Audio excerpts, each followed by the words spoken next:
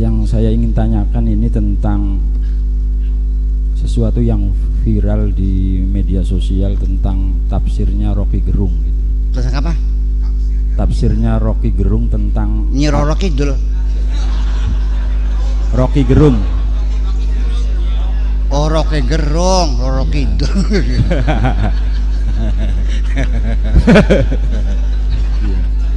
Rocky Gerung. Tafsirnya Rocky Gerung tentang argumentasi akal sehat yang menafsirkan bahwa ayat atau surat Al-Baqarah ayat 269 itu menurut Rocky Gerung itu adalah sebagai sebuah penguat tentang argumentasi akal sehat. Nah, saya ingin menunjukkan sebuah prolog dulu bahwa kata Buya sendiri tentang Al-Quran, Alkitab, Al-Furqan dan Az-Zikr itu ada sisi lain yang berbeda. Kalau Al-Quran itu adalah hudalinas, ini seakan-akan bahwa Al-Quran itu menjadi sebuah konsumsi kepada publik siapapun. Karena ini adalah Al-Quran hudalinas untuk siapapun. Iya, iya. Nah, konsekuensinya bahwa ketika Al-Quran sebagai hudalinas, maka tidak ada batasannya. Seakan-akan ini adalah Al-Quran hadir di dalam ruang publik, bisa ditafsirkan oleh siapapun, bisa dibaca oleh siapapun dari sisi keilmuan gitu, sebagai sebuah pengetahuan. Nah, menurut Buya bahwa ketika Rocky Gerung ini menafsirkan Al-Quran surat Al-Baqarah dengan 269-nya itu sebagai argumentasi akal sehatnya, dan ini merujuk daripada Al-Quran itu sendiri bisa dibaca oleh siapapun, menurut Buya itu gimana? Apa terlepas dari kontestasi politik gitu? Saya melihat Rocky Gerung sebagai seorang filosof gitu loh, sebagai Gerung sebagai seorang ilmuwan gitu loh, tentang menafsiri surat Al-Baqarah gitu. Karena konsekuensinya ketika Al-Quran, maka ini bisa dibaca oleh siapapun gitu. Oke, paham dah. Gitu. Begini, Al-Quran adalah untuk seluruh umat manusia, ya, transparan dan transandental untuk seluruh umat manusia. Boleh nggak non muslim membaca Quran? Boleh. Siapa yang melarang? Ya. Siapa yang berhak menafsirkan Quran? Lembaga mana yang membuat SK bahwa orang ini berhak menafsirkan? Dan SK melarang orang ini menafsirkan. Ada nggak lembaganya? Nggak ada. Sesuka-suka mereka. Para mufassirin itu, apakah Said Qutb, apakah As-Sabuni, apakah Quraish Shihab, apakah Hamka, apakah Al-Maroghi, itu tanpa SK, bekerja sendiri. Dan Nabi Muhammad tidak pernah menafsirkan Al-Quran. Tidak ada tafsir Nabi. Nabi hanya menjawab kalau ada yang bertanya tentang lafaz ini maknanya apa, itu aja. Nah, ketika mereka menulis Al-Quran, terjadilah penafsiran itu berbeda-beda. Paham nggak? Berbeda-beda. Kenapa? Kalau orang ini ideologinya Mu'tazilah, maka penafsirannya versi Mu'tazilah. Kalau ini orangnya Syiah, maka penafsirannya versi. Kalau Ahlussunnah wal Jamaah, dan seterusnya dan seterusnya. Al-Quran ditafsirkan pada zaman berbeda, hasilnya akan berbeda. Lalu di mana ada batasan orang tidak boleh menafsirkan? Iya kan? Itu persoalannya nanti adalah uji publik. Penafsirannya sah atau tidak itu nanti publik yang menilai. Betul enggak? Yang menerima Imam Syafi'i sebagai mazhab itu tidak ada organisasi negara manapun yang memaksakan harus bermadzhab Syafi'i. ya kan? Artinya Imam Syafi'i acceptable untuk masyarakat tertentu, Indonesia, Malaysia, ya kan gitu.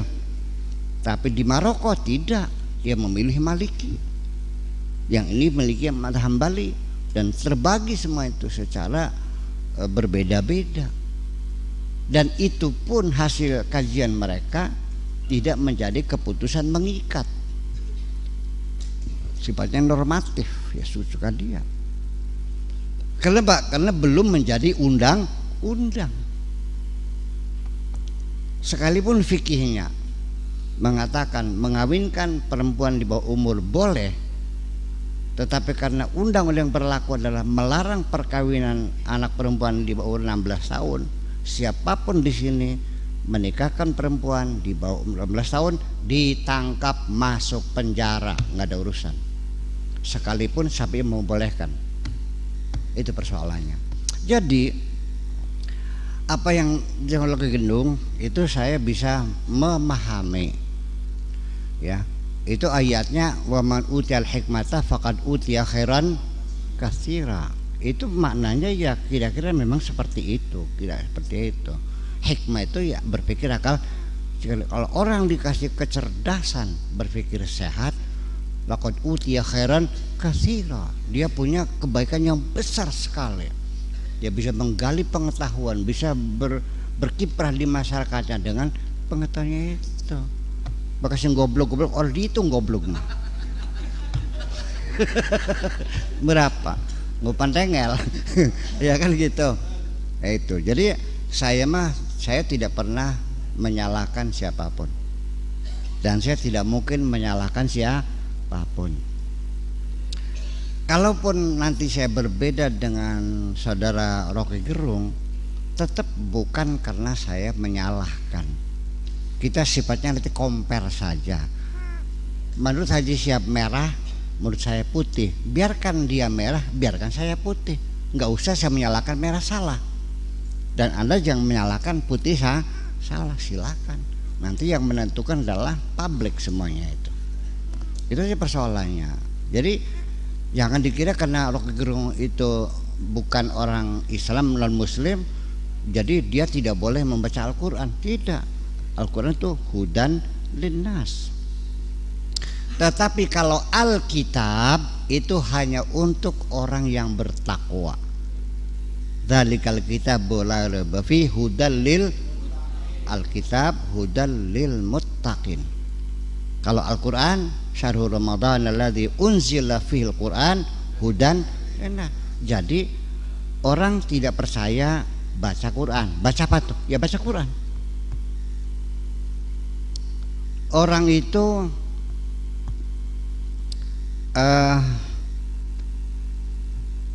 isinya tentang bahwa bulan itu mengorbit sekitar bumi. Wal qamara qaddarnahu manazila hatta ada. Kalau original qadim. Ini ayat-ayat ini untuk seluruh umat manusia. Siapapun agamanya, ini fakta dunia, fakta hukum alam semesta bahwa bulan mengorbit. Mau percaya silakan, enggak silakan. Tetapi kalau Alkitab mah itu guide of life untuk kita yang beriman ini. Dan yang jadi pertanyaan bahwa yang dijamin oleh Allah keutuhannya apa sesungguhnya? Inna nahnu nazzalna dzikra wa inna lahu lahafizun. Apa yang dijaga di sini? Az-zikr. Mushaf sama nggak dengan Quran? Beda. Nah, kita umat Islam di Indonesia pada umumnya tidak tahu bedanya mushaf dengan Al-Furqan, dengan Az-Zikr, dengan Al-Quran dan Alkitab. Semuanya sama. Kita di sini ada penyederhanaan pemikiran.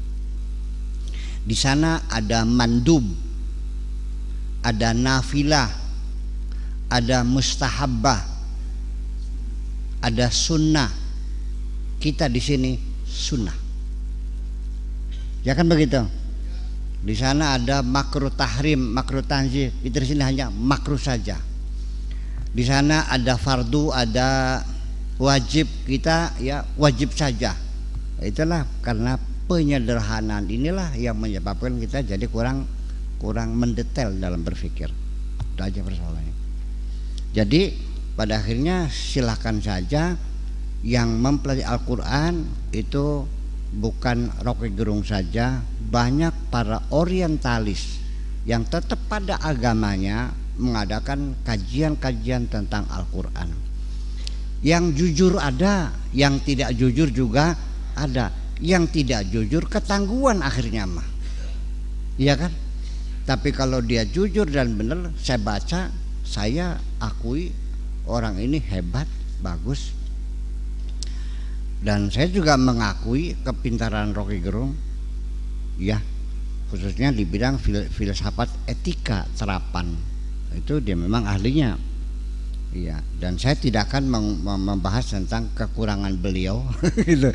Tapi beliau adalah pandai berpikir. Apakah berpikir beliau sehat? Ya kan? Saya mengatakan sampai sementara ini dia berpikir sehat. Dia berpikir sehat. Artinya apa sih itu? Selagi Anda masih bisa mengemukakan argumentasi, berarti Anda masih berpikir sehat. Kalau Anda sudah tidak mampu berargumen tapi masih ngotot, nah itu nggak sehat namanya. Itu salahnya. Pokoknya itu udah nggak sehat itu. Ya kalau sudah pokoknya, kita nggak usah berdebat dong. Ngapain? Itu persoalannya. Jadi kita nggak usah menyalahkan Rocky Gerung, ya kan gitu. Apapun, tetapi ayat Al-Hikmah di situ sendiri adalah kita kurang perbendaraan, kita belajar ilmu hikmah. Hikmah siapa? Ya bingung kan? Ya karena nggak tahu mana hikmah itu apa. Filsafat apa bahasa Arabnya? Hikmah. Bikin jimat? Nggak suka. Dokter, hakim. Filosof, hakim. Zamannya hukama. Lah, terus kemana?